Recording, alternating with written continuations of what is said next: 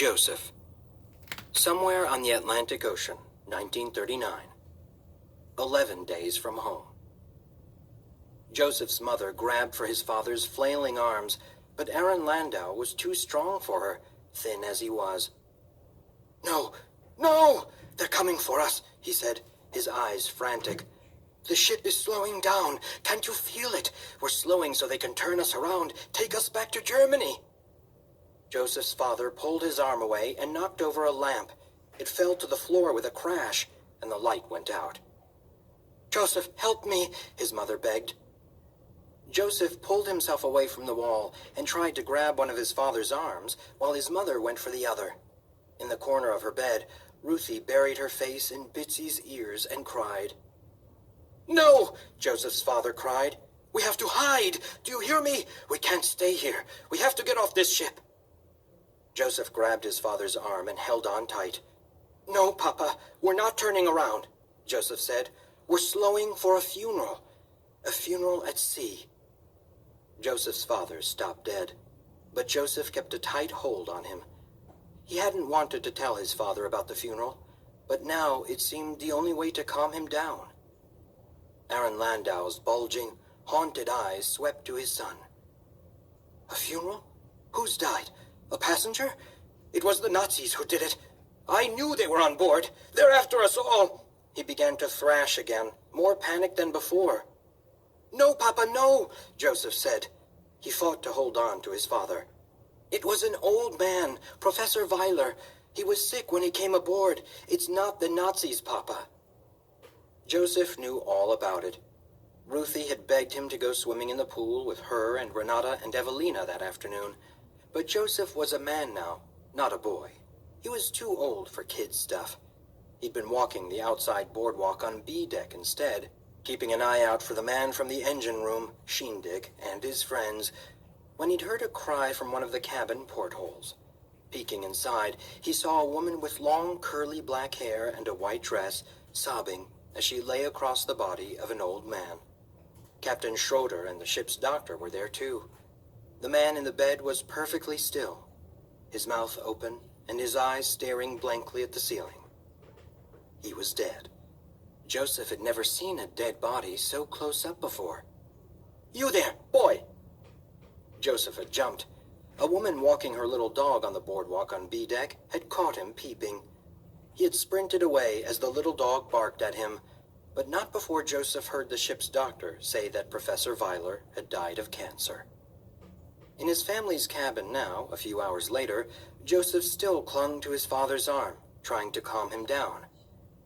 "He was an old man, and he'd been sick for a long time already," Joseph told his father.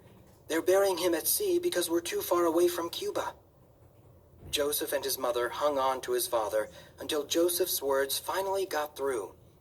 Papa stopped struggling against them and sagged, and suddenly they were holding him up off the floor. "He was sick already?" Papa asked. "Yes, it was the cancer," Joseph said. Joseph's father let them guide him to his bed, where he sat down. Mama went to Ruthie to comfort her. "When is the funeral?" Papa asked. "Late tonight," Joseph told him. "I want to go," his father said. Joseph couldn't believe it. Papa hadn't left the cabin in 11 days, and now he wanted to go to the funeral of someone he'd never met? In his condition? Joseph looked worriedly to his mother, who held Ruthie in her lap. "I don't think that's such a good idea," Mama said, echoing Joseph's thoughts. "I saw too many men die without funerals at Dachau," Papa said. "I will go to this one." It was the first time his father had even spoken the name of the place he'd been, and it was like a winter frost covered everything in the room. It ended the conversation as quickly as it had begun. "Take Joseph with you then," Mama said. "Ruthie and I will stay here."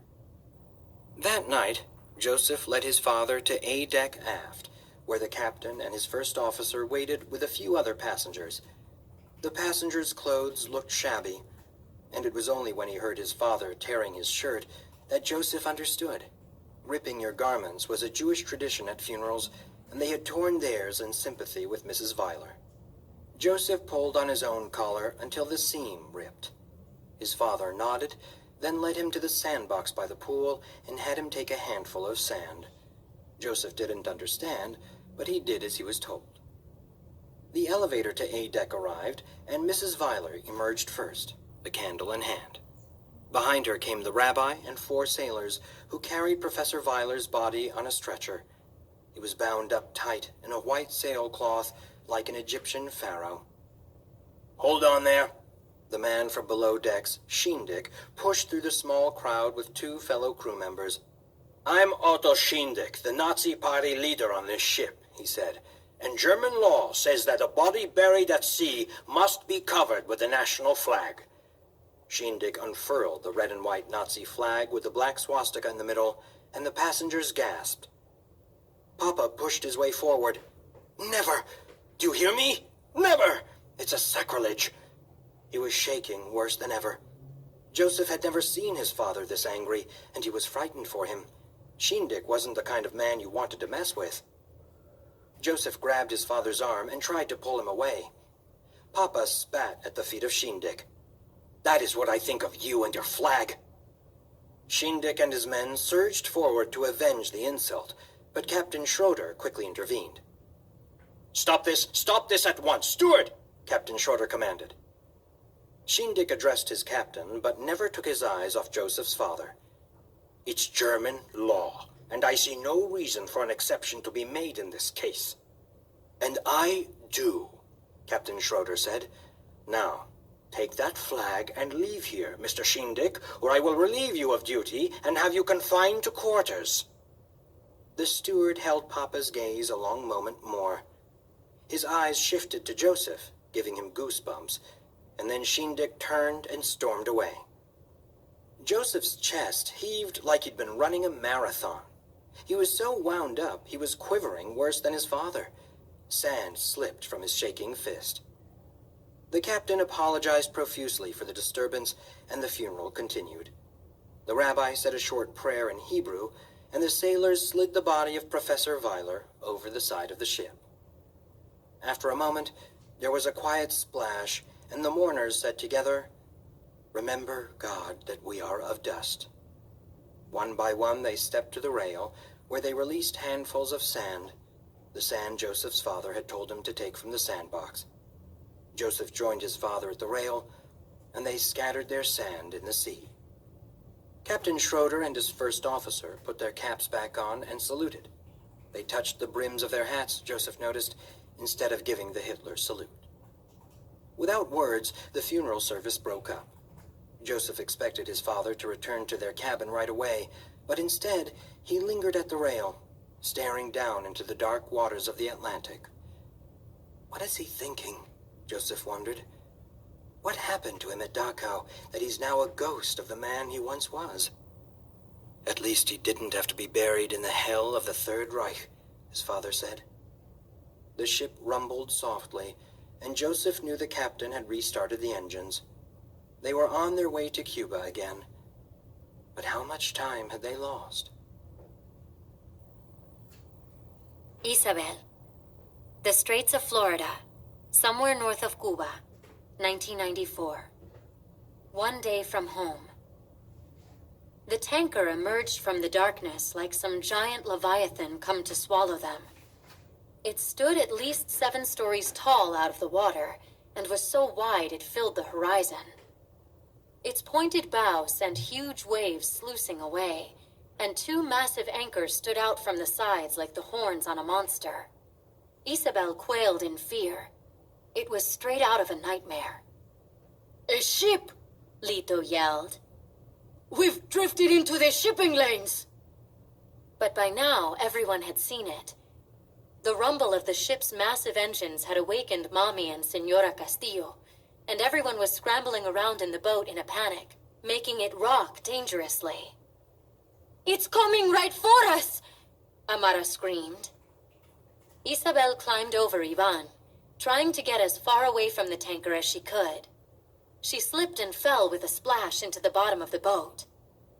"Everybody settle down!" Senor Castillo cried, but no one was listening. "We have to get the engine started!" Papi cried.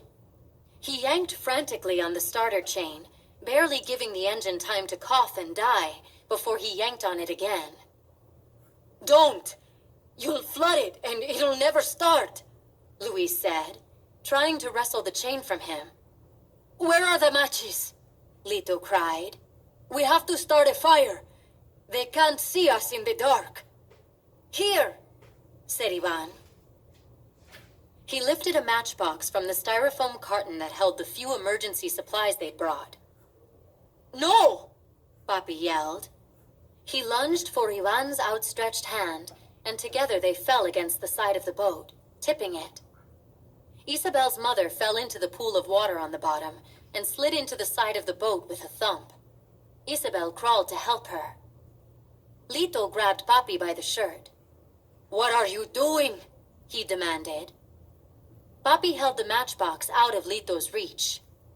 We don't want to be seen, you old fool, he yelled over the growing thunder of the tanker.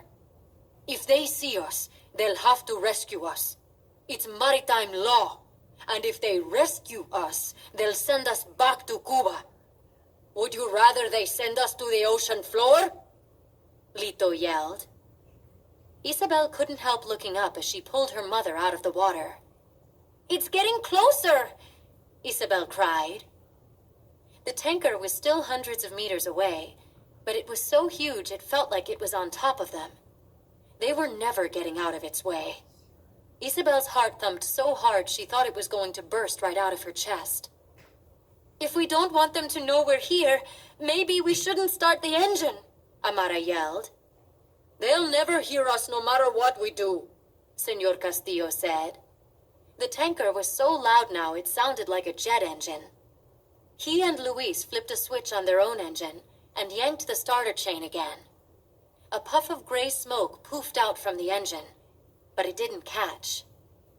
The tanker loomed larger, closer. Isabel cringed. It was going to hit them. Luis yanked on the chain. A cough, a sputter, nothing.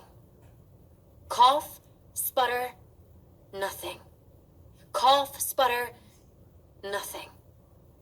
The sea swelled in front of the tanker, pushing them higher and away, and for a fleeting moment, Isabel's hopes rose with it. But then the swell passed, and they were pulled back in by the tanker's massive draw. Their little blue boat spun sideways, and they zoomed toward the big ship's prow. The tanker was going to tear them in half, right down the middle. Isabel looked up into the terrified eyes of Ivan as he realized the same thing, and they screamed. Then suddenly they were both thrown to the bottom of the boat, and something buzzed like a mosquito underneath the howl of the tanker. Luis had gotten the engine to start. Their little boat shot forward in the water, darting out of the way of the tanker's prow. But the waves thrown off by the big ship lifted up the back end of Isabel's boat and dumped an ocean of seawater on top of them. Isabel swallowed a mouthful of salty water and tumbled across the boat. She slammed into something hard, and her shoulder exploded with pain. She came up spluttering. She was hip-deep in water, and the engine had stopped again. But none of that mattered right now. Ivan's father had fallen overboard. Isabel saw his white-haired head rise up out of the water. Senor Castillo gulped for air, then disappeared as a wave from the massive tanker's wake rolled over him. Senor Castillo! Isabel cried. Papa! Ivan shouted. Where is he? Do you see him? Isabel and Ivan frantically searched the dark water, watching for Senor Castillo to surface again. They had missed the huge ship's prow by mere meters, but the waves the behemoth created as it passed were just as dangerous. The ocean heaved and sank, the little boat tipping over sideways as the waves caught it amidships. Everyone was just getting back up from the floor of the boat when they were sent tumbling again. Ivan rolled to the other side of the boat, but Isabel hung on. There. She saw Senor Castillo's head pop up from under the water, but only for a gasping second, too quick to get enough air. In a flash, Isabel remembered her grandmother disappearing under the waves just like that 2 years ago. And without another thought, Isabel dove in after Senor Castillo. Mahmoud, Izmir, Turkey, 2015.